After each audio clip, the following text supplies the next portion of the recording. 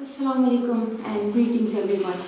Today we have a talk on a very important topic, that is Islam, Secularism and Democracy. There has been much coverage of Muslims and Islam on media, but generally it is highly polarized and usually negative. And sometimes the political leaders adopt a certain rhetoric on Islam in order to demonize it. For example, ex-British Prime Minister Tony Blair said, "Islam is in fundamental battle with the West that has to be confronted, taken on, defeated, and eliminated."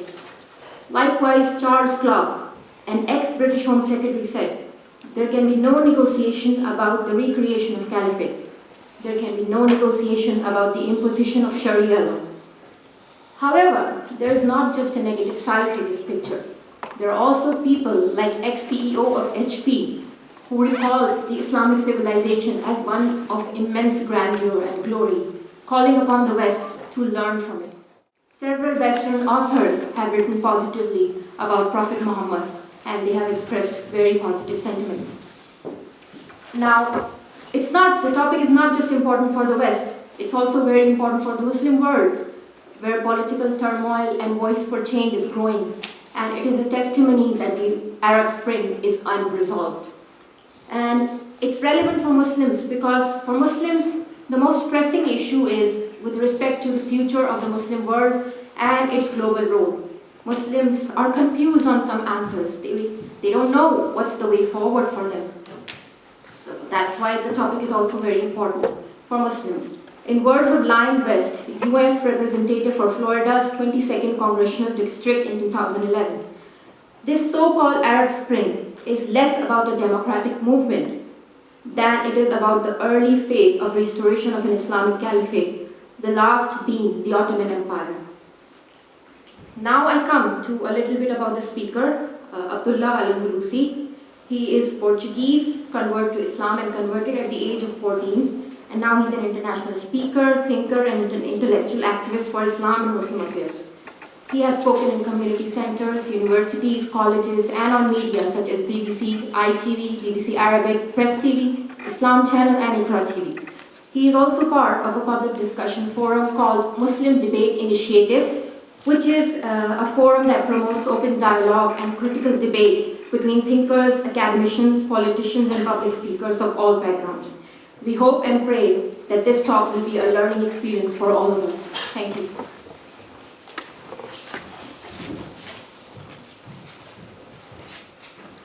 Jazakumullah, Sister Arjuman. I thought it's proud to have you actually in the team. Without further ado, I will invite Brother Abdullah Al Andalusi to deliver our main talk for today, Islam, Secularism and Democracy.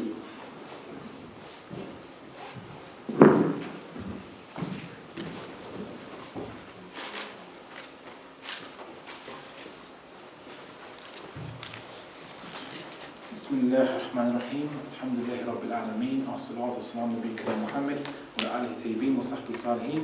I greet you all with the Islamic greetings of peace. Assalamu alaikum wa rahmatullahi wa barakatuh. Peace be upon you all. What an interesting title, Islam, Secularism and Democracy. All terms which are highly loaded with a lot of preconceptions, misconceptions, and of course, strongly held beliefs. And we hear these terms again and again in the media. We hear these terms in common popular culture. We hear these terms in just accepted parlance. Secularism, democracy, mostly, not Islam. But I think few people ever question what these terms mean, why people are fighting over these terms or fighting to impose one term over another, and so on and so forth. And also Middle Eastern politics, which currently is facing kind of a jostling between all these concepts and different factions who believe in different interpretations of these terms. So I think first, before we kind of like go into the main content of my presentation, maybe some definitions would help. The problem obviously is that no one actually agrees fully on one definition for a number of these terms. Obviously with Islam it's obviously more clear cut, but with secularism and democracy if you get 10 people in the room, each believing in secularism and democracy, you'll probably get 15 different opinions. So I'm going to posit one opinion, and if you don't agree with it, then maybe we can go through that in the Q&A. According to the National Secular Society, which is a UK-based campaigning group for secularism, they believe that secularism is the separation of church and state. According to the Encyclopedia Britannica, their definition of secularism is an indifference to, or rejection, or exclusion of religion and religious considerations. What about democracy? What is the definition of democracy? Again, people have a varying number of definitions, sometimes linked to their own ideological understanding, such as they think democracy, they think liberal democracy, or maybe communists who believe in democracy, think maybe a Marxist democracy. And even in the Middle East, they think democracy just means elections, as in you just get to have elections. If that's the case, maybe we should just use the word elections and not democracy. But generally speaking, it's broken down from the Greek demos kratos, which means demos people, kratos power. So it just means basically the people rule of the people, rule by the people. And generally speaking, the people are sovereign in that system. There were other types of systems which the Greeks kind of defined, which was monarchy, which is ruled by one monos, archy, and of course, I think it was aristocracy, which is ruled by elite or ruled by a few. So it was basically ruled by one, ruled by a few, ruled by many, and they had monarchy, aristocracy, and democracy. Now, those are two terms I'm going to have a working definition for this presentation. What about Islam? Well, Islam is a belief that everything that exists was created by a first cause. And this first cause has an intention and communicates his will to mankind regarding the intention behind all creation, namely that everything in this universe is governed by laws, and we are a thing in this universe along with many other things in this universe. And if everything in this universe has laws, we too have a natural law behind our existence, and our purpose in life is to submit to this natural law and thereby become fully realized humans or realized creations. And we believe that there is only one God, or one supreme creator, who is omniscient, omnipotent, not anthropomorphic in any way, shape or form. So no kind of Sistine Chapel white guy with beard and touching someone. None of that stuff. It is a God which is beyond humanity, quite literally. So we see that Islam is defined as the submission. So the word Islam comes from the root word istislam, or in all the discussions, salam, which basically means, istislam means submission, and salam means peace. And in a way, through submitting to the natural law behind your creation, you attain peace. And Islam is a comprehensive way of life, so you can't really classify it as only a political system or only a spiritual belief, but rather Islam posits that if you have a purpose of life, then every aspect of your life revolves around that purpose, is guided by that purpose, is directed by that purpose. You can't say, right, well, my purpose of life is only to satisfy my purpose once a week in a suitable building, and then the rest of that week I do whatever I feel like doing, or whatever the way the wind blows me. That's not a rational way to understand, if you have a purpose of life, why its significance to a human life. So humans have a purpose and everything revolves around that purpose, and that's basically what Islam posits. So Islam is not just a political system or a spiritual system or just a social system, but rather it is a comprehensive system based on the natural law of humans as revealed by the Creator. This is our belief. Now, misconceptions. People think that a secular state is just a state that exists in this world, as opposed to a coming kingdom of God, where Jesus will rule and so on and so forth, according to Christian understanding. But it doesn't just mean that, because all states exist in this world, but rather the aim, or rather you could say the purpose of secular state is purely for worldly purposes. Misconception against an Islamic state, or a belief, or a state that is ruled by Islamic law or Islamic belief. It is not a theocratic state ruled by clerics who claim to be acting according to the will of God, but rather it is a state governed by law. This law comes from the revelations of Islam, so Quran and the recorded sayings of the Prophet Muhammad ﷺ, and there's no hierarchy, religious hierarchy. We don't have a church that dictates what is and what isn't revelation. So, in essence, in an Islamic state, it is rule of law. Maybe the best way to translate it, some people have said, is a democracy, nomos, law, cracy, power. So, rule of law, or a theodemocracy, a rule of divine law, whatever way you want to slice that. But in practice, it is a system whereby the law itself is the sovereign, and everyone is just executing that law and interpreting that law and discussing that law. And of course, Islam is open source, so to speak, so no one has a monopoly on what is Islamic belief in terms of laws and how particular policies. So it's free for open debate between Muslims as to which policies are right for a particular situation, so there's no hierarchy that will dictate to us or declare people to be anathema or excommunicate. Democracy does not necessarily act according to the will of the people. We call states democratic, thinking that means that people rule, but the factor reality is that it doesn't mean that anymore. Really, it just means that you select your leaders, or you select or you vote in your leaders, but the leader is not beholden to you. You don't have to follow what you want or what the majority of people want to do. You just get to select the leader. In ancient Greece, democracy, there was no elections for leaders. Funny enough, the first democracy never had an election for leader. It was done by random lot. So basically, any citizen, only Greek males who weren't slaves, one of them was randomly selected every year to be the leader for that year. And obviously, if he did well, all great. If he did not so well, he'd be for the chopping block at the end of that year. So there's some motivation. Maybe something we should bring back. Who knows? Anyway, now the thing is that people might say, well, you see, maybe the difference between a secular system and a religious system is a secular system isn't based on this, religious religion or spirituality concerns. It's based on practical concerns to do with morals and values and systems. The thing is, all states, all ideologies are based on values, morality, ethics, and so on. Every single one. It only differs as to what those values are and how they're derived. That's all. So communism has values, objectives, and goals. The liberal democracy or liberalism has values, goals, and objectives, and morality, how to judge things are moral or not. And of course Islam, and of course Christianity, with Catholic social teaching, which is not implemented in any state at the moment. Not even, I don't think the Vatican does it.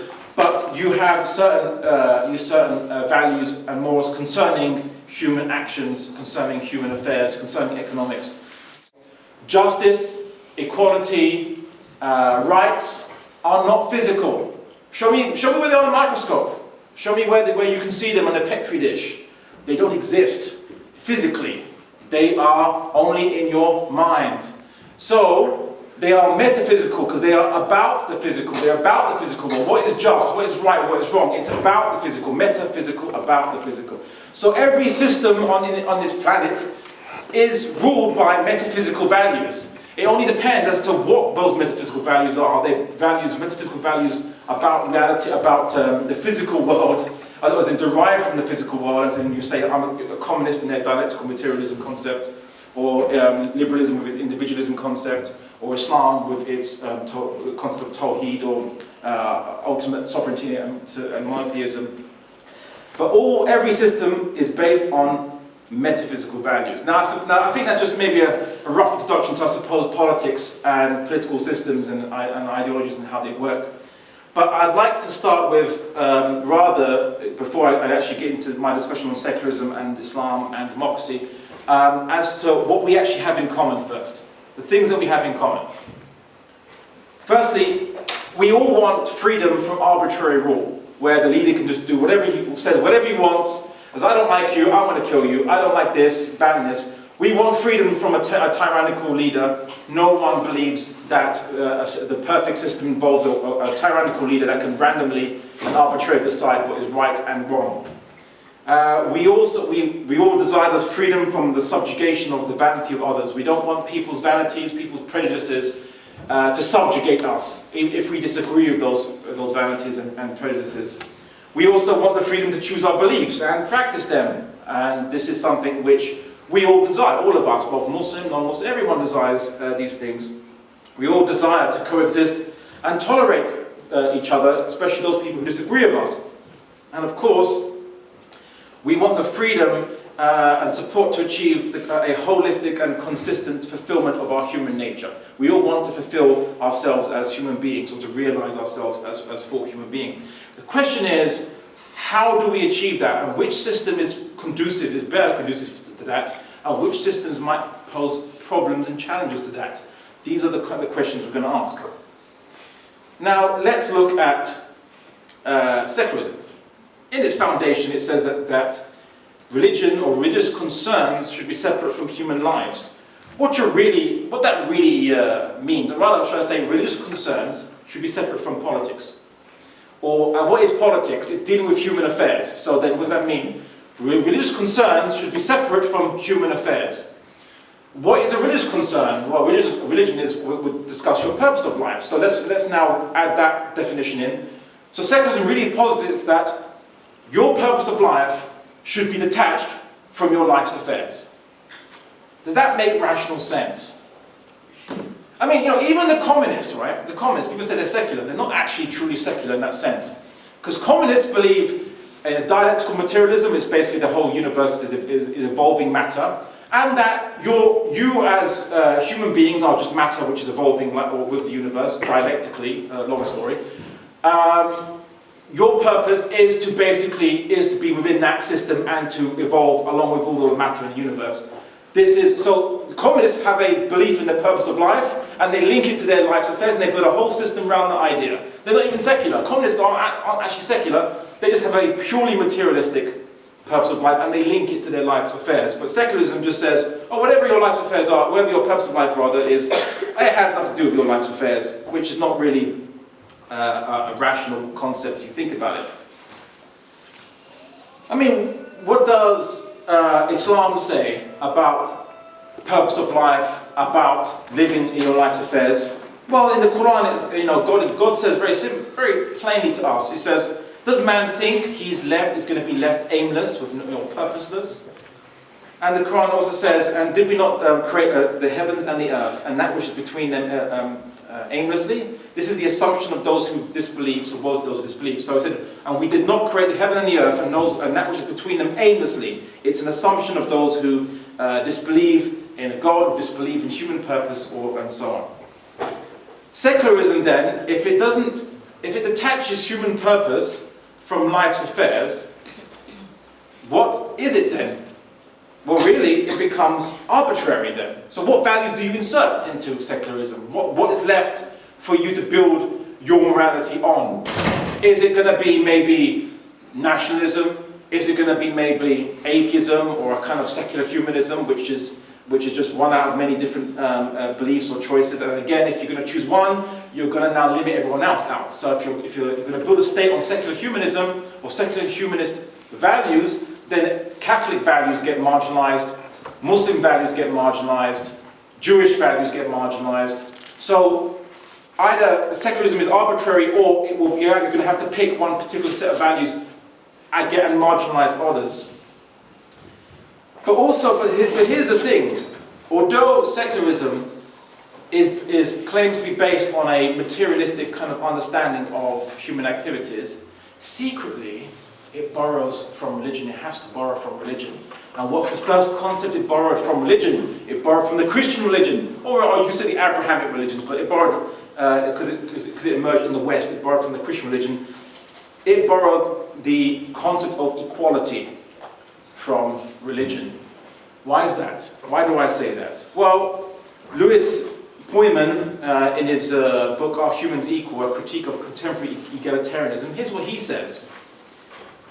He said, if we are to accept the empirical reality of people and their differences, there should be a presumption of inequality rather than a presumption of equality upon which so many political philosophers depend. And as the political scientist Hunter Baker then added, if we are equal, it is almost surely in the sense that we are equal before God, because we are equal in virtually no other way. Some human beings are more intelligent than other human beings. Some human beings are more genetically fit than others. Some are stronger, some are better athletes, some are more resistant to disease than other human beings. Some are born fully able, some are born not fully able. Some have better resistance to UV, ultraviolet, through melanin. Some have less resistance to ultraviolet. As human beings, we are all different from each other. What are we equal in to each other? How are we actually equal to each other? In what way are we equal? You see, people might say, oh, well, maybe we're all equal as humans. So as having the capacity of being human, we're all equal. But that's like me saying that I'm equal to that chair because we have the equal capacity to be material objects. Right? It's just arbitrary.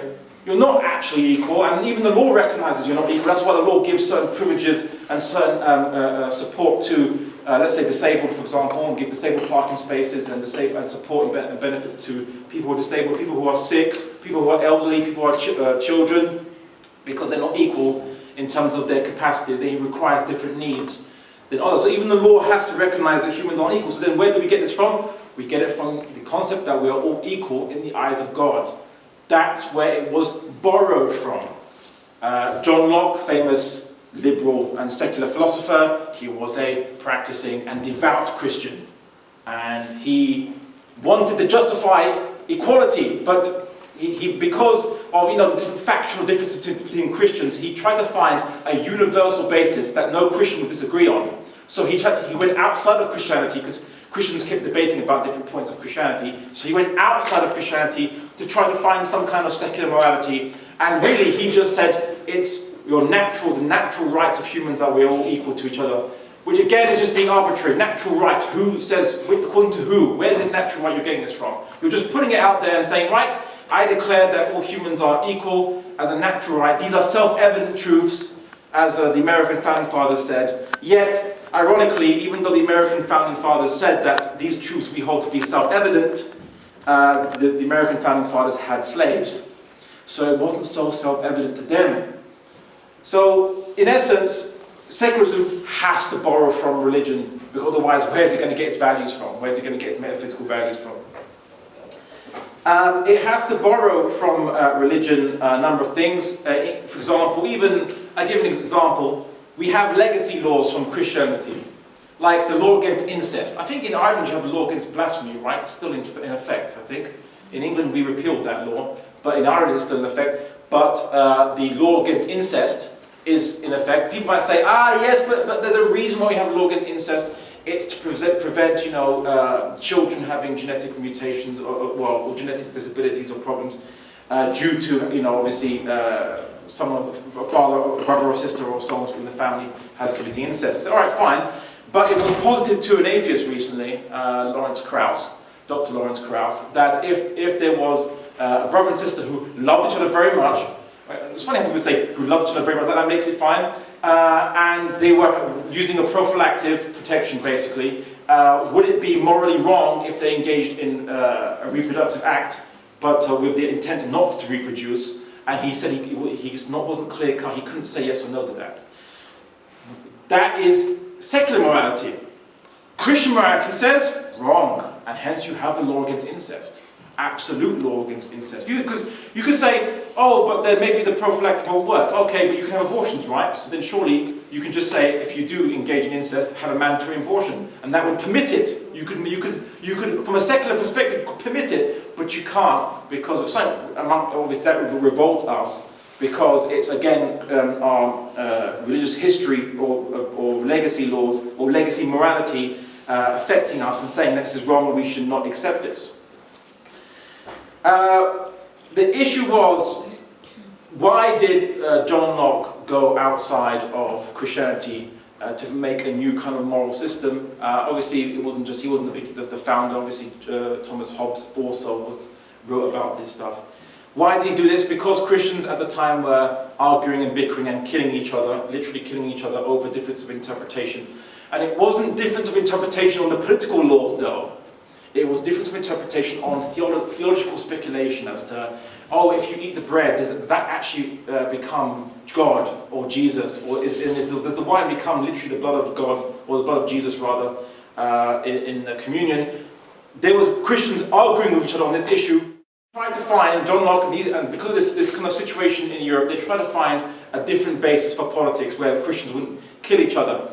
Oh, does that mean now that Protestants and Catholics got along after that? No, because John Locke only intended it to be amongst Protestants. Catholics and Muslims and atheists were not tolerated. In fact, John Locke even says, ironically in his text, A Letter on Toleration, that you cannot tolerate popery, or basically Catholics. You can't tolerate Muslims and you can't tolerate atheists because they don't have the same foundation as a Protestant would. Or that you can't trust them because they follow an outside power, i.e. a caliph or a pope. And it wasn't only him, John Milton, also a famous Protestant writer and founder of freedom of speech, the guy who basically was like one of the grandfather or even the father of freedom of speech. John Milton, he himself said in his book and in his writing Areopagitica that you basically can't tolerate popery and you should extirpate Catholics, basically, mean exterminate, basically, or get rid of them, or they can't be tolerated, they're too dangerous. At the time, that was the war in Europe between Catholics and Protestants, but within England it was a war between different Protestants, and so they tried to bring peace between different Protestant beliefs, and so they created secularism and so on, and there's a long history behind that. Now, secularism claims that it is neutral, and it allows people to have different beliefs, and it won't attack or kill people or persecute people or prosecute people for having different beliefs. And this is where what I mentioned about Catholics came in. Why did not John Locke, John Milton, and John Adams, the American, like Catholics? It wasn't because of their doctrinal beliefs about the Bible, about God, or about communion. It was the political aspect of Catholicism that they didn't trust. And of course, back then, all religion was political. The Indian religion was political, Jewish halakha law was political, the Japanese Bushido was political. You know, your religion and your way of life was one and the same. The idea of secularism is like a modern understanding where we have religion as a religious belief and not a political way of life. In the ancient world and in the medieval world, there was no distinction. What you believed and how you lived was one and the same thing.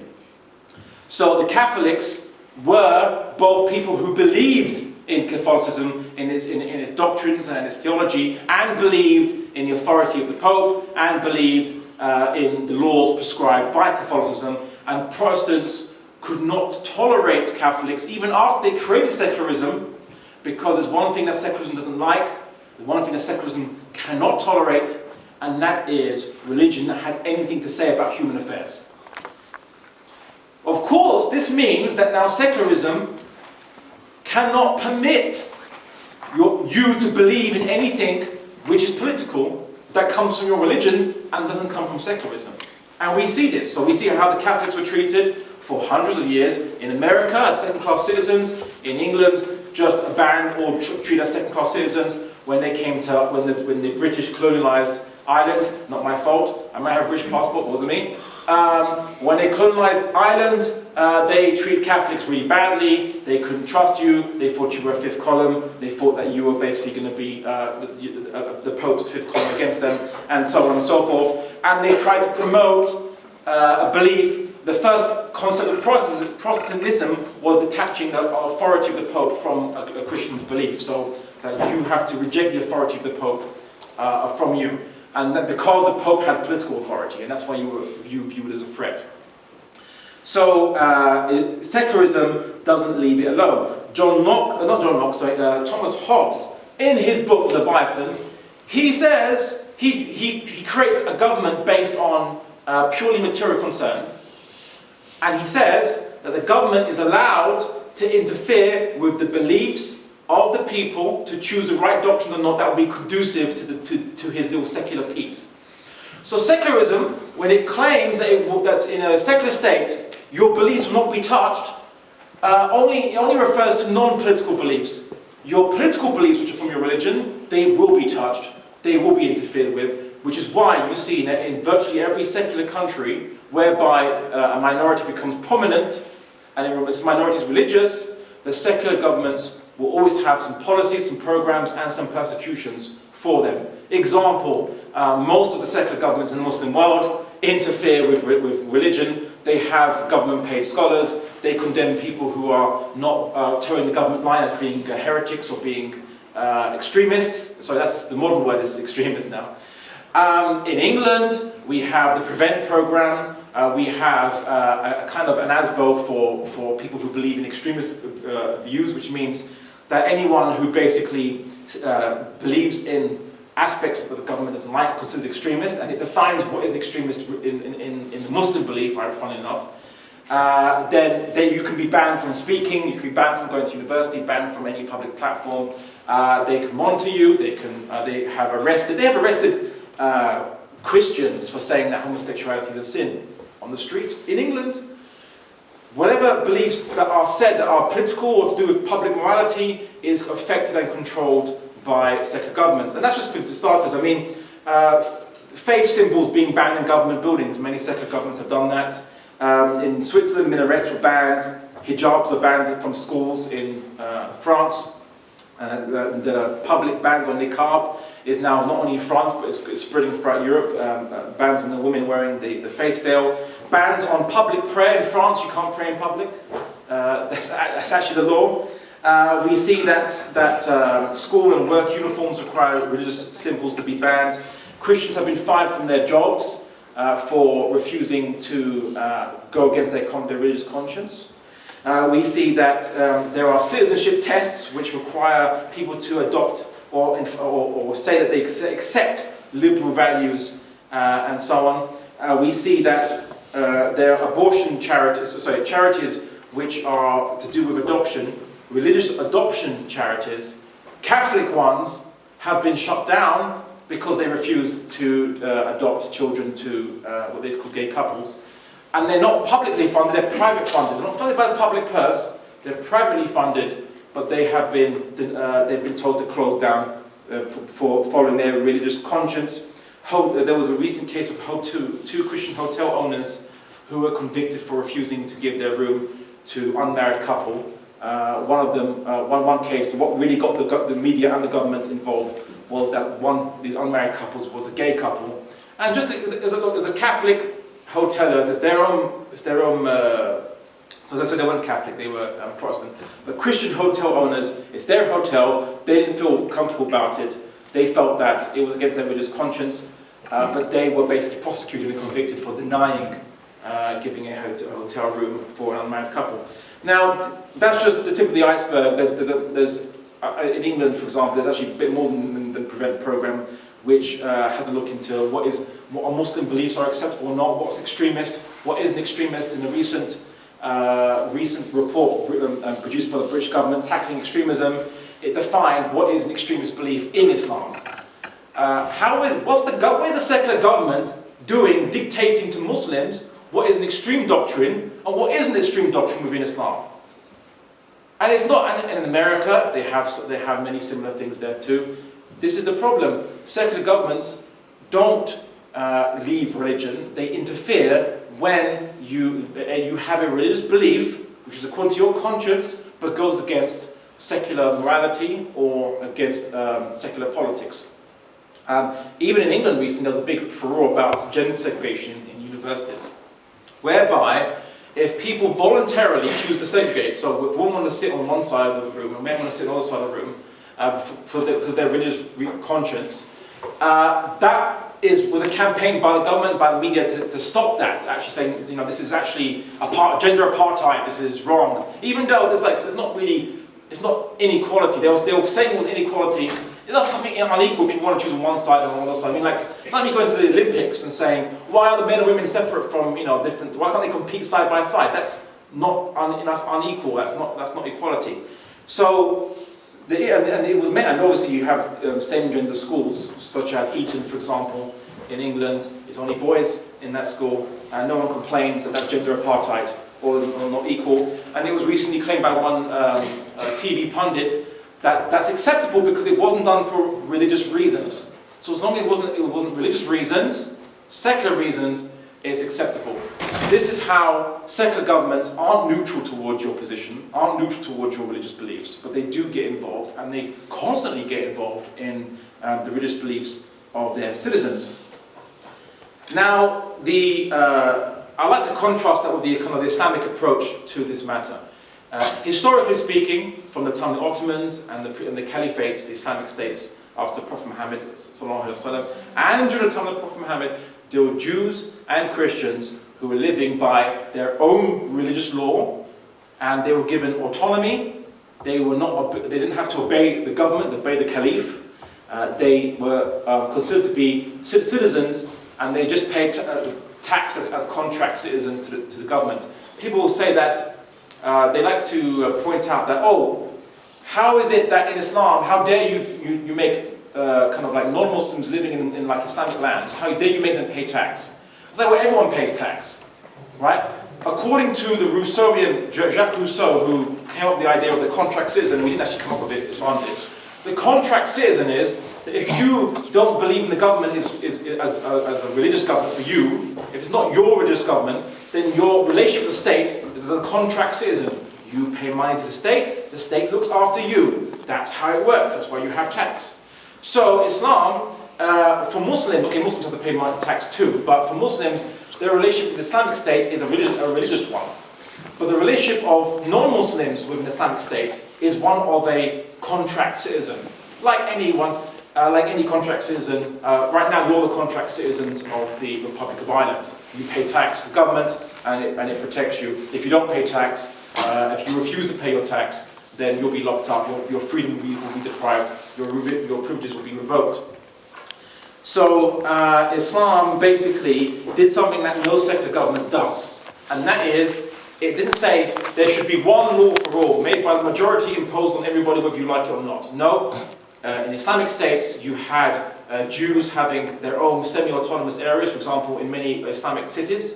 There's historic Jewish quarters, historic Armenian Christian quarters like in the Holy Land, the historic in old Islamic cities, where Christians, Jews, in India, Hindus, they lived in their own area. I mean, they could come out the area, but there was no border, but literally they were given a little semi-autonomous area whereby they can do whatever they want, they can live under their own law, and even when they leave that area, they're still under their own law, but there's some aspects of respect. So obviously a Christian couldn't go, walk in the Muslim area swinging alcohol and so on and so forth, because it's disrespectful. But likewise, a Muslim couldn't go into a Christian area and disrespect them in any way. There's some kind of community respect, inter-community respect. But I think even now, I think in Malaysia and in perhaps Aceh in Indonesia, non-Muslim, where they have some aspects of Sharia being applied, non-Muslims are exempt from Sharia, because Sharia is not for non-Muslims. Sharia is only for Muslims. It's only been for Muslims. The Prophet Muhammad, when a Jew came up to him to ask to judge in a case, the Prophet didn't say bring the Quran. He said bring the Torah and read what the Torah says about your case. So even the Prophet Muhammad, when a Jew came up to him to ask for judgment about something, he didn't say, well, I'm going to judge about the Sharia. He asked the Jew to bring his own holy book and tell the Prophet what he actually says in his own holy book on the matter. Secularism doesn't give you that true multiculturalism. Islam actually, for 1,300 years, up until 924, it gave a true multiculturalism with different legal systems. Secularism, when it was invented to try to end factionalism, to end people breaking up into different factions and fighting each other and killing each other over religious reasons. What you got was people now just fight each other over secular reasons, like nationalism, like your ethnicity. I mean, just look at Rwanda, just look at even great democracies which they tout as a great example of democracies, such as Kenya, for example. They had, due to one election between two factions, there was like 1,500 people dead as they argued and bickered. South America, you have different factions. Even when they applied democracy as secular democracy in Muslim countries, now you get instantly factionalism fighting. So Libya, Iraq, Egypt now, and obviously now Syria. Whenever you have a secular system, it does not prevent people from fighting each other. They always will fight each other, but they'll fight each other now for a materialistic reason. At least when you had a religious system, the religious system at least could tell people to not fight each other. So under Islam, when you had Jews, Christians, Muslims, Hindus living side by side, you didn't get, like for example in India, you never got the Gujarat massacres. When India, after colonialism, they applied the largest democracy in the world, right? You have massacres of Muslims, you have massacres of Christian Indians in Orissa province, it's not really spoken of much. You have Christians and Muslims treated as second-class citizens by the majority. Why? Well, it's democracy, right? It's majority rule. And this is the kind of problems which secularism has caused. And now people might say, but if you want to implement religion, surely people have so many different interpretations of religion. Which interpretation are you going to follow? Which one are you going to pick to implement? Aren't we going to all bicker and fight and so on over which interpretation? But you see, the Catholics and the Protestants, when they first split from each other, they did not have a difference of opinion on their law, on the actual laws of the country. They didn't have a difference of opinion. Yeah, they had an issue about the Pope, but that was it. Well, Henry VIII, the one who created, the guy who created the Church of England, he kept every single one of the Catholic sacraments, the Catholic religious worships, the symbolic actions and things like that. He kept every single one of them. The only change he made was that he was the head of the church, no longer the Pope. That's the only issue between Christians. And between Muslims, there is virtually no difference. There is no difference between in terms of the political system, Muslims agree with virtually 95% of our political laws we agree with. The only kind of difference between Muslims, if you want any significant difference, is really the qualification who is the Caliph. So for example, between the Sunni and the Shia, for example, that we both agree on the same idea of a caliphate in Islamic system, but the Shia believe that the Caliph has to be from the Prophet's family, and the Sunnis believe that it can be anyone who is righteous and just and pious and so on and so forth. They believe that the law of tax, how much you tax from the ground, like it's called, I believe, khums. 1/5 of that goes to the Prophet's family, and we believe that 1/5 of that goes to the state. But it's a small discussion, but it's so minute, such a minute difference.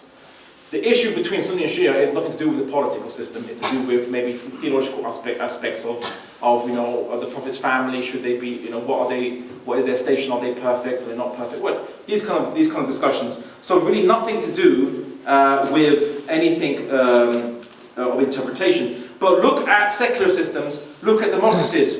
What interpretation of secularism? What interpretation of democracy? Is it hard secularism, like France? Soft secularism, like England?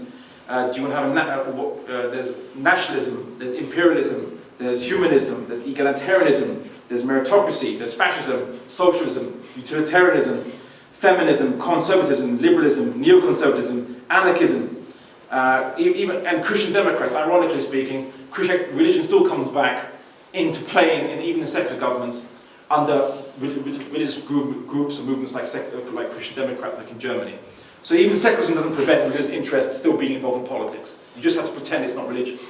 And just say, I'm against abortion because the right to life, as opposed to what we really know they believe in is the Bible says it's wrong. Right? So, but they have to pretend, they have to give another reason why they think it's wrong, as opposed to just saying what they really believe, which is that it is against the Bible. Ironically, it turns religious people into hypocrites. They have to pretend, in terms of political laws and systems, they have to pretend to give a different reason for something as opposed to against the reason that they actually really believe something is right or wrong for. Now, the thing about democracy is, democracy is a system, on its basic level, it believes that, procedurally, the majority have to rule. So the majority who elect the leader, they're the one that is listened to. The minority has to accept that, whether you like it or not. We see that in Islam, the viewpoint towards democracy is one whereby you can't say that something is right just because the majority of the people follow it. So in the Quran it says that if you were to follow the majority of people on earth, they would lead you far astray. So just because something's a majority doesn't mean it's right. We also believe that humans don't know necessarily, I mean the average person, how can they basically make decisions about state? How do they know what is the best tax situation, best way to make an economic system, the best economic policies? You know, the baker, the shoemaker, the candlestick maker. These people, how are they, the average person, going to be able to know these things? You know, how can we make decisions which could affect policy seriously? This is Plato's argument. You know, Plato, he made his argument. He didn't like democracy very much. I'm not surprised his teacher Socrates was killed by democracy. The people in Athens, someone just declared that Socrates is corrupting the youth. And so they all had a vote on it. There was a big hysteria. They had a vote. The majority voted Socrates should die. So he was given some poison and he was told that he has to drink that poison. And he died. Democracy literally killed Socrates. Hence Plato probably is not very happy about the democratic system. But that's the problem with democracy, right? You see, you can spread hysteria. Humans can act irrationally. Look at Nazi Germany. Hitler didn't come to power as a minority support. He was supported by a very strong majority. Let's just look at Egypt now with the General Sisi. He's now supported by a majority of Egyptians, and they are wiping out all dissent and opposition, peaceful dissent and opposition. And look at the average Egyptian. They've been whipped up by hysteria generated by no rational evidence, but just by kind of mass media affecting the people. And this is the problem. We see that humans succumb to rationality. So then how can we now put the trust of the system in the place of the average Joe? It doesn't mean now that we should put the system in the hands of one person who rules as a dictator. Rather, Islam has a novel solution to this. It's not really novel, but it's an enlightened solution to this. It's very simple. You put the power in the hands of the law, which is the Islamic law, or rather a revelation, so the Quran and the examples and sayings of the Prophet Muhammad. Now here's the practical wisdom behind this. You see, the thing is that everyone is beholden to this law, so everyone is under this law. And no one has a monopoly on this law. So for example, a caliph, he cannot dictate what the correct interpretation is and then excommunicate everyone who disagrees with him. But rather, he can say, I implement this political policy, and if it's wrong, he can be criticized by everyone and anyone amongst the Muslim peoples. And not only this, but if he falls foul, so if he's not fulfilling that law, if he's going against that law, if he's doing bad things, if he's stealing, if he's arresting people arbitrarily, or people that he just doesn't like and wants to kill, then the law will condemn him, and the people will have to do something about that. And it could be through a number of means. It could be through pressure groups. It could be through protests. And historically, we had a number of revolutions. When people look at Islamic history in the early times, there was a lot of, not too many, but there was quite a few uprisings. People think, oh, this shows that Islam was so unstable. You know, so many uprisings against the government, it's really bad. But no, this was actually a good thing. It showed that the people were constantly trying to correct the leader. The leader couldn't just get away with stuff, and he couldn't claim that he was supreme authority, because there is no supreme authority except God in the Islamic State. So the caliph is just a political executive. He's a civil servant. That's all he is. He's not a divine supreme head. He's not infallible. We don't believe in any doctrines of such like. So we saw that. It's interesting, people quote that as a problem, saying, oh, why did you have so many revolutions or civil wars? When America, quite soon after its birth, it had a massive civil war between the Federalists and the Confederalists. They say it's about slavery. It wasn't about slavery. It was about basically the Federalists wanted centralized government control of all states, and the Confederalists wanted a more looser, semi-independent status for the state. So actually, the more totalitarian side won. But the Confederates were wrong because they obviously had slavery. But what you don't know is the Confederates were aiming to actually phase out slavery. Their economy wasn't as industrialized as the North, and they tried to phase it, and so they had to take time to phase it out.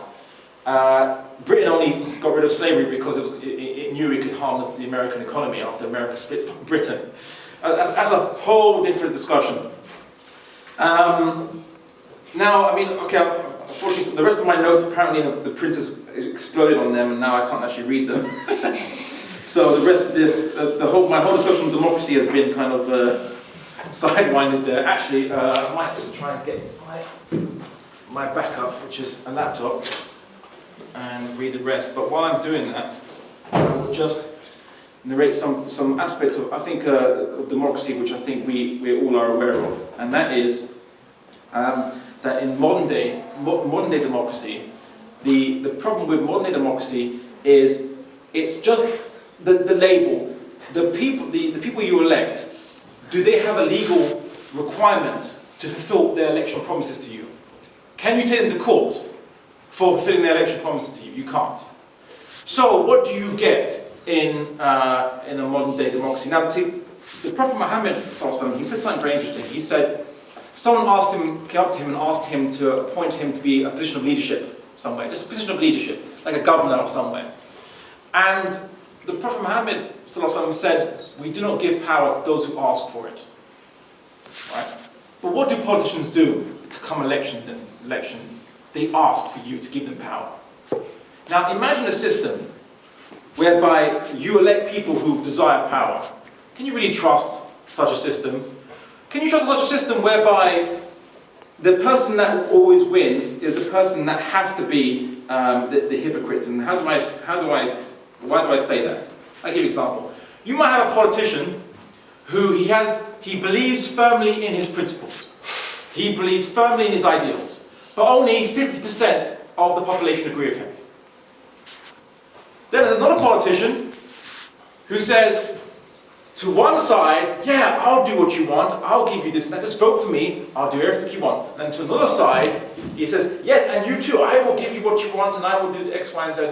Who out of those two is going to get more votes? It's going to be the guy who is all things to all men, as St. Paul said. Then in that system, what do we expect? That those who are insincere or hypocritical will naturally rise to power, and those who are sincere will always be left on the sidelines. Sorry, Ron Paul, but that's unfortunately the case. I'll just open up my presentation.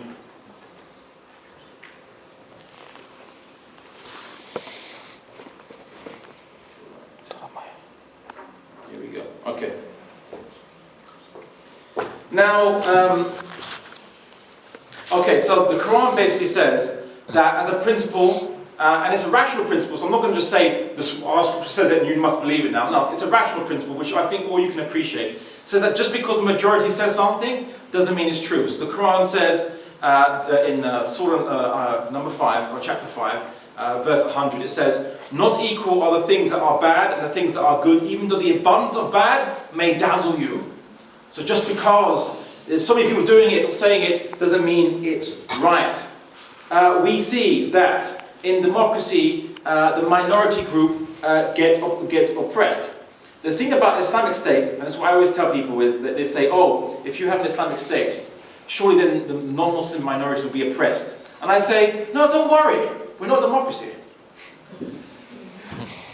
Thomas Jefferson, third US president, he said, a democracy is nothing more than mob rule, where 51% of the people may take away the rights of the other 49%.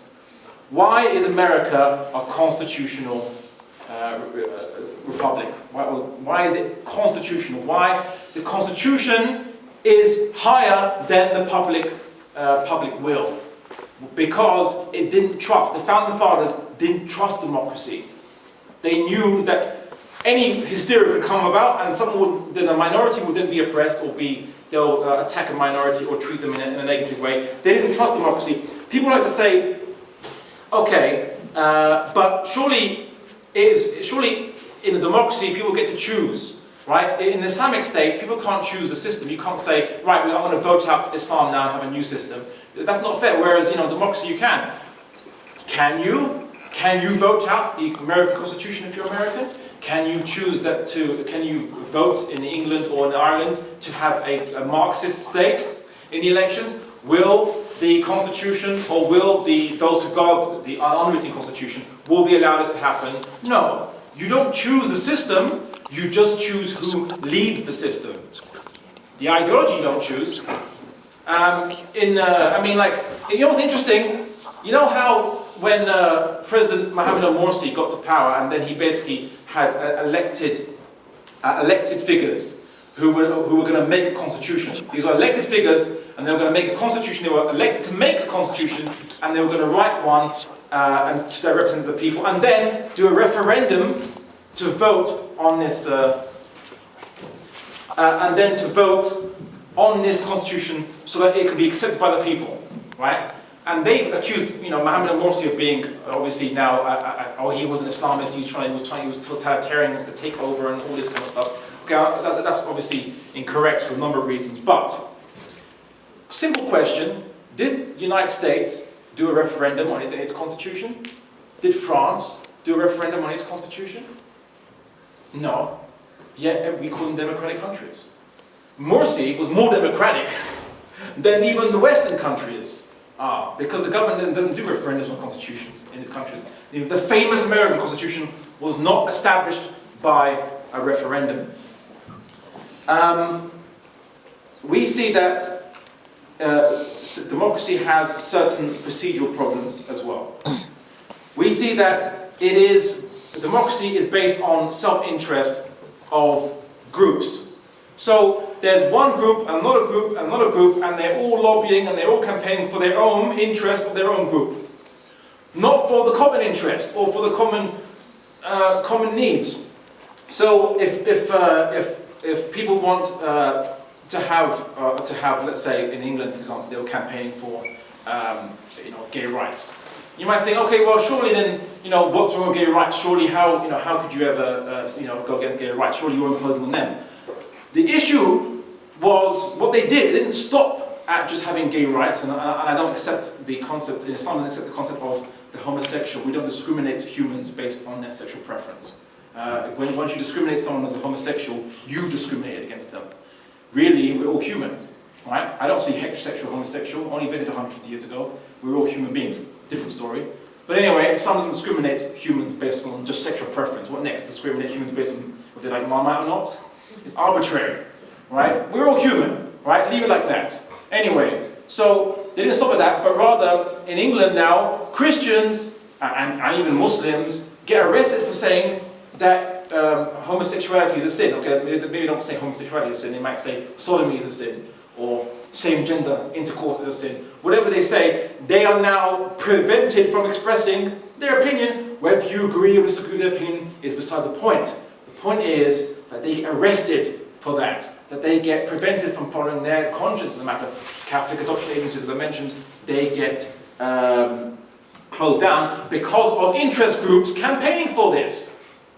There are interest groups which campaign and they push for this. There's also, for example, obviously in the last century, the birth of identity politics created even more factions. For example, we have the feminists, and they for example, campaign that there must be a quota of at least 40% women on all managerial boards. 40% women in managerial. You might think, but surely this is against discrimination, it's a great idea.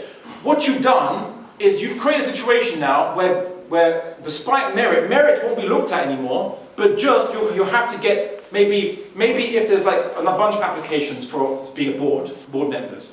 And let's say, just in this particular instance, 80% of them were male and they were the better quality candidates. But you say, no, I have to forgo some of this percentage, I have to forgo them and put a lesser quality candidates who are female because I have to satisfy a quota. That's not meritocracy. That you haven't now chosen people based on merit. You've now chosen people because you have to stick to quotas.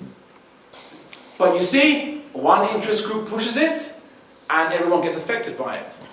And why do you think secular states, they have all this infighting, these problems? You have fascism, you have xenophobia, you have even, all these problems. Within France, there are riots. In England, there are riots. Why do you get this when you have all these different factions? Generally, in a homogeneous society, which is all like one race and one religion, you don't get any problems. Secularism works okay in those societies. When you get a sizable minority, problems arise. Why? Because secularism is pretty much everyone given there's one table, and they basically, the example I usually give is, imagine there's Jews, there's Christians, and there's vegetarians, right? And before secularism, they used to have each at their own table, and the Jews would have kosher meat, and the Christians would have, let's say, pork, and the vegetarians would only have vegetables. But in secularism, they're forced to all go into one table, and you pour out pork, meat, kosher meat, and vegetables all into one big mix out. And like now, you have to all eat from the same table, and you all have to now compete and fight for it. You're going to get a lot of fighting. You're going to get the Christians saying, you're going to get the Jews saying, I want everyone just to eat kosher meat because I don't want to have my meat mixed with pork on this table. And you have the vegetarians saying, I don't want to have any meat at all on this table. And they all fight on this one table. And that's why you have so many ethnic conflicts around the world, so many fights. In India, Muslims, Hindus live peacefully for hundreds and hundreds of years. After colonialism, after the creation of a secular democracy, the world's largest, you had massacres. And it's not just India. Examples throughout Africa, examples throughout South America. You had Europe recently with the Kosovo conflict and the Bosnian conflict and so on. You have the rise of fascist groups like in Greece right now, fascist groups and in Russia, and the list is endless basically. Myanmar, Burma, all these secular countries and they're democratic countries. Democracy and secularism doesn't bring necessarily peace to people, but actually can cause trouble. What if you live in a democracy and you're the minority? Right? Like in France, Muslims are 10% of the population. 10% of the population doesn't like burqas, doesn't like niqabs, doesn't like hijabs in schools. Who wins? 90%. What about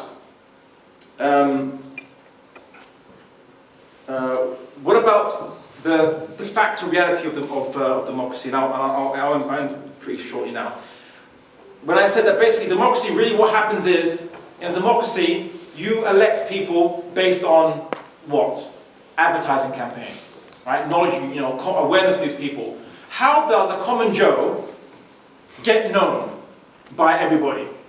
You need money to fund advertising campaigns, to fund your billboards and TV adverts and so on and so forth. But most of us here don't have that kind of money.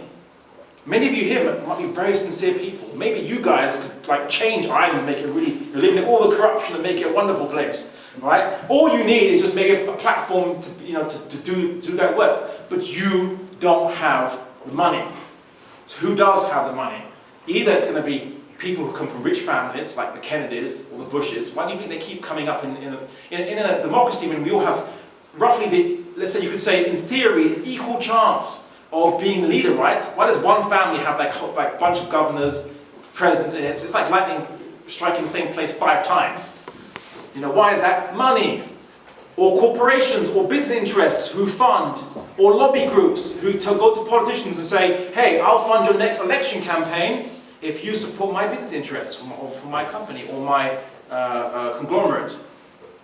And we see that elections or democracy is no longer free to represent the will of the people even. It represents the will of those who have power. And as the Greeks, if the Greeks came now to see this, they wouldn't call it democracy, they'd call it an oligarchy or an aristocracy. You know what's funny? I want you to Google this. There's a guy called Eric X. Lee. I think someone posted up his link on the Facebook advert for this talk. Eric, and then X is the initial, and then Lee, L-I. And he's a Chinese entrepreneur and political scientist, and he made a very fascinating refutation of democracy based on the Chinese model. He said that in the Chinese model, it's purely the Chinese government, and it actually is based on a meritocratic system.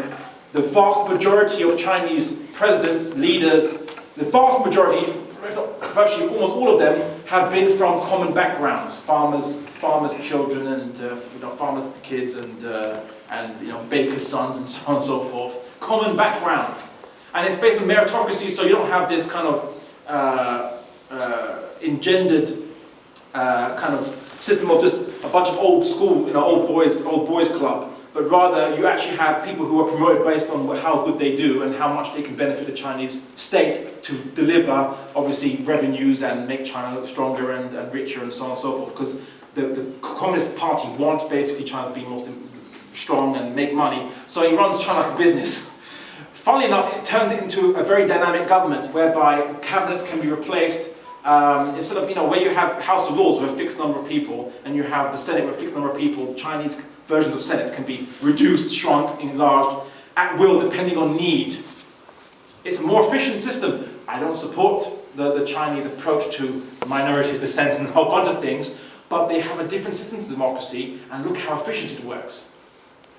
It's, again, the Chinese model is not something to implement in totality, but it does open up the mind to all the possibilities that are out there. And of course, obviously, does democracy represent the will of the people? As I said, that one politician or his coterie of cronies, they are going to be a small amount of people, and they're going to make decisions which they will impose upon you, and you will basically you have to follow. Immanuel Kant, the famous liberal philosopher, he said this about democracy: democracy is necessary despotism, as it establishes an executive power contrary to the general will, all being able to decide against one whose opinion may differ. The will of all is therefore not of all, which is contradictory and opposite to liberty. So he basically expressed that democracy is despotism, it's necessary despotism, whereby the leader makes choices and you have to accept, and it might not agree with the general will. It might not agree with the general will, and he thought it was necessary. So then if that's the case, then what's the point of having democracy? Surely there are other systems which can account the leader and even select the leader. Now, here's the thing. What is the Islamic perspective on this matter? What is the Islamic alternative? The Caliph in Islam, the leader, or the political executive in Islam, he's not someone who's divinely appointed by God, or at least according to the Sunni tradition, but in Islam, he's selected by the people. We have a process called Bay'ah, which is Pledge of Allegiance. The only way anyone can get to power in Islam is by giving them the allegiance. The people give him the Pledge of Allegiance, and he gets the power.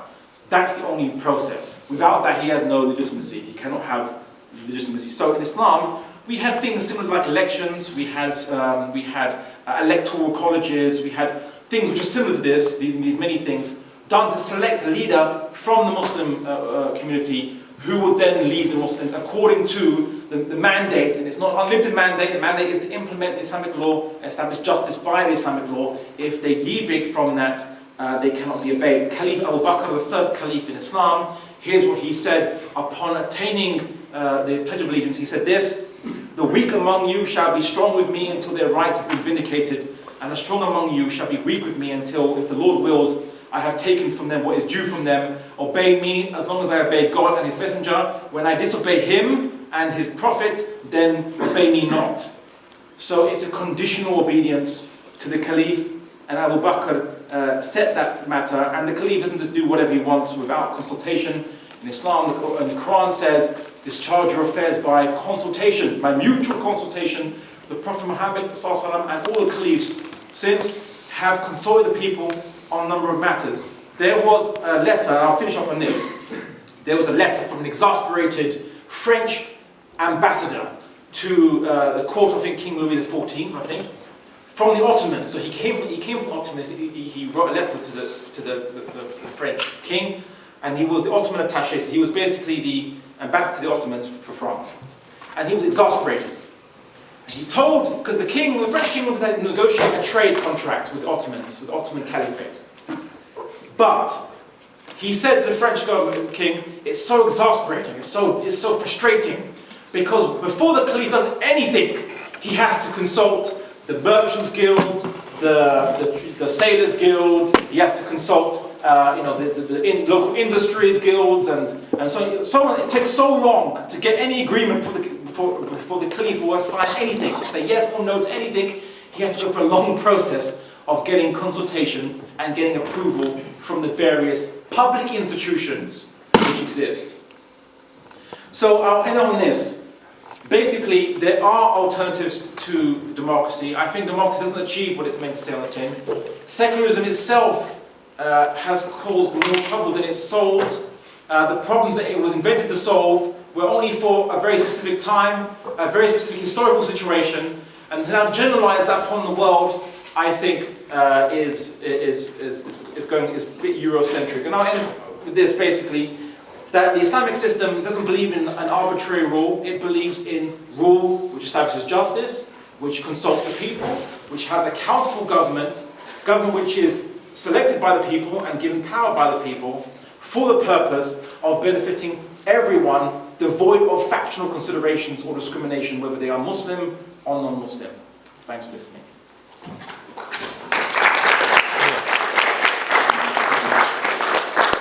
I'd like to ask you a question about, as you describe secularism, you use the analogy of people eating together. You say like secularism, people from with different beliefs sit together and eat, and it just strikes me that secularism at least attempts to bring people together. And in your analogy, maybe the more religious systems naturally tended to separate. And do you think a religious system naturally tends to separate, or what do you think about that side of that analogy that you've used? Okay, it's like as Henry Ford said, you can have any car of any colour you want as long as it's black, right? That's how they bring you together. The communists brought people together by having one state ideology, which everyone must agree with, whether you believe in God or not. You have to agree with the state line. Secularism believes in, it says, one law for all. And it touts this as being equality. Yes, everyone's equal, so there's one law for all. But who makes that law, and who is subject to that law? What if you don't agree with that law? What if that law discriminates against you, or disadvantages you, or doesn't accept or tolerate your views or beliefs? Then it's not so good to be on that same table eating the mush of food, which contain things that you can't eat, mixed with things that you can eat. That's the issue. Now, in the Islamic system, historically, non-Muslims were having their own law system, but this meant that they were more accepted in society. They were accepted to be different. We expected them to be different. We expected them to have beliefs and opinions, and it didn't stop them from criticizing. We have many books, like I think there's a Catholic saint called John of Damascus. Where is he from? Damascus gives it away. Damascus during Islamic times. It's not Saint John from the Bible. It's St. John of Damascus, a later Catholic saint. He lived in Islamic Syria, and he was why is he a saint? Because he was viewed as criticizing the heresies of the Mohammedan. Where was he living? In Mohammedan lands. And he was writing criticizing books. Why was he tolerated? Because he's not Muslim. Of course we expect him to criticize Islam. That's fine. It is accepted from him. See, that's the thing. Islam doesn't believe in tolerance. It believes in acceptance. And when you accept people for who they are, and you give them, and to accept people for who they are, what do? You don't treat them according to one template. You treat them for the differences that they have. So when you give Christians or Jews or Hindus their own law system, and you give them the ability to express and be as they wish to be and so on, obviously with a level of respect between the communities, obviously, so you can't start insulting people and whatever, obviously there's that level of respect. But once you have that respect, you can now freely mix, you can now build friendships at ease, confident that you accept each other, you're not under threat, you're not the oppressed minority, but rather you're just part of the fabric of society, you see? And that's how Islam actually brought people together, and it's why that in the Ottoman, in the 19th, I think it was, sorry, in the early 19th century, so the mid-19th century, European pressure tried to force the Ottomans to adopt the secular system of treating everyone as one kind of citizen, whereas for example, the Muslims were expected to join the reserves in the army, non-Muslims weren't expected to join the army. Why are we going to force them to fight for, let's say, an Islamic cause when they don't believe in Islam? It's not fair, right? It's not fair. But when the Ottomans, under pressure, they tried to implement, right, fine, we're going to put everyone under the same rubric. The non-Muslim communities and their leaders protested at having to basically equalize the expectations or responsibilities with Muslims when they wanted to retain their autonomy. You see, why? Because they felt accepted. They felt that they could live according to their conscience. They wouldn't have to be forced to fight for wars they don't believe in, or wars for Islamic purposes or whatever, or risk their lives for fighting or paying the Islamic religious taxes when it's not their religion, right? So that's how Islam brought people together, by accepting them, not just by merely tolerating them. The question is, during the Muslim era, like the Islamic State, we have seen like changing, it keeps on changing its capital. So as soon as the other lands get open, the others who were declared as their brothers, later joiners in Islam, got a chance to ruling. Is there any secular state or any concept that has replicated this idea of brotherhood or giving chances of being equal to lead? Whereas we see in the Islamic world that it started from, let's say, what we now know as Saudi, and then it went into Iraq, and then we also see it eventually going towards Ottoman. In fact, Ottomans were the people from Mongols, right, who were destroying the Islamic State and who were actually capturing the Islamic State, and then they came to power and becomes the Caliph for the Muslim world. Is there any other example like that in the world, or let's say in the secular world? Well, with none brothers as all equal states to themselves, they went to create colonies, and they expected those colonies to adopt British values. I believe it was it Winston Churchill who said the problem with Irish is that they're not British or not English, right?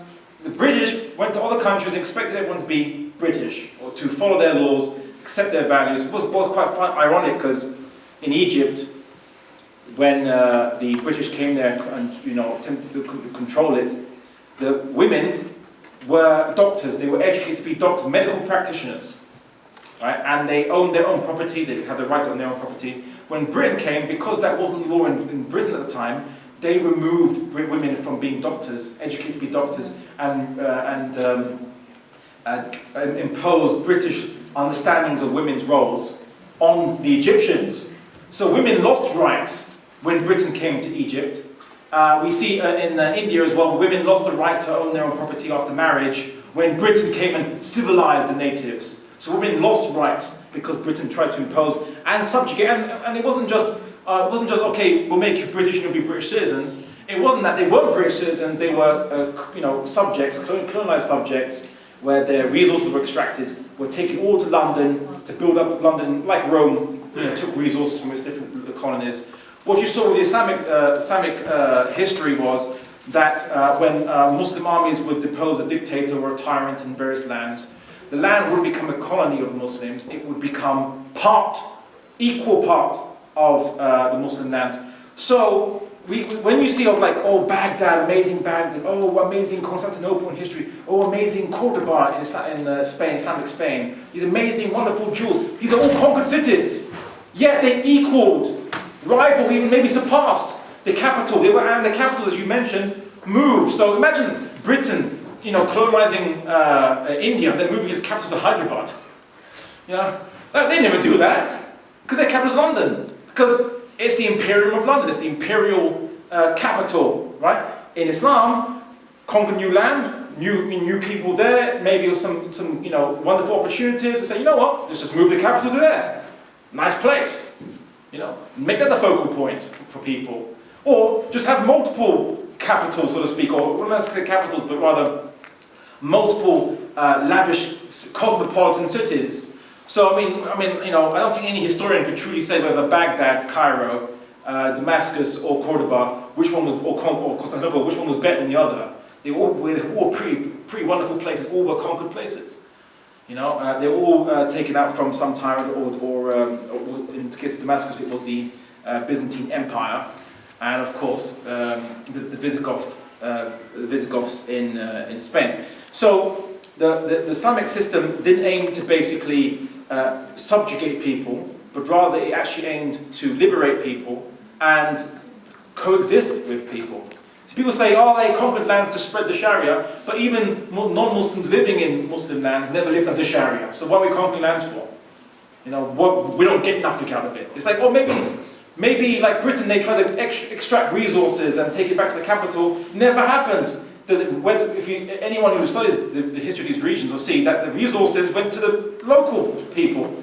That's why they built up these wonderful cities. You conquer Spain, Cordoba becomes an amazing cosmopolitan city. If the Muslims were extracting resources and sending it back to Baghdad, then Cordoba would never become such an amazing city. Rivaling Baghdad would never happen, never occur. Maybe the closest you could possibly get, and I will be fair, is maybe Hong Kong and London during British rule. But at that time, I suppose Hong Kong made money for being a trading route or a trading post, so to speak, rather than its resources, than having any natural resources to use. I think most of I'll give you the final answer to your point, the final example rather. I'm assuming most people most of the Muslims here are from Malaysia and Indonesia, or somewhere in that region. No? Like, they're all completely from the Philippines or something. I just made a mass assumption and now sound racist. Just making this up. Right. Malaysia. Oh, you are Malaysian, right? Phew. Right then, I was just making an assumption. And so, right. How did their ancestors convert to Islam? Why did they embrace Islam? There was no Islamic armies went down there. There was no invasions or conquests. They converted to Islam purely through the interaction with the economic system, the traders, the merchants. They saw they were people of good caliber. That the Islamic system, when Muslims did trading with you, they didn't try to globalize you or to take your resources, sell you trinkets and take your resources, but rather they bought and sold resources that you need and they need, and it was a mutual transaction done fairly. They saw the honesty, they saw the trustworthiness, they saw the justice of the Islamic economic system, and that converted now in the current day and age, the largest populace of Muslims in the world in terms of the per country, 250 million in Indonesia, largest, and Malaysia, I don't know how many millions there are in Malaysia. How many? 24. 24 million. Oh, you don't know, alright. I'll just say 24 million. Alright, the largest populated Muslim country in the world, converted purely due to their ancestors having an interaction, being impressed by the justice of the Islamic economic system. The same can't be said for British mercantilism. The East India Company didn't trade fairly with the Indians when it went to the Indian subcontinent. Anyway, I hope this answers your question, brother. Any questions, comments?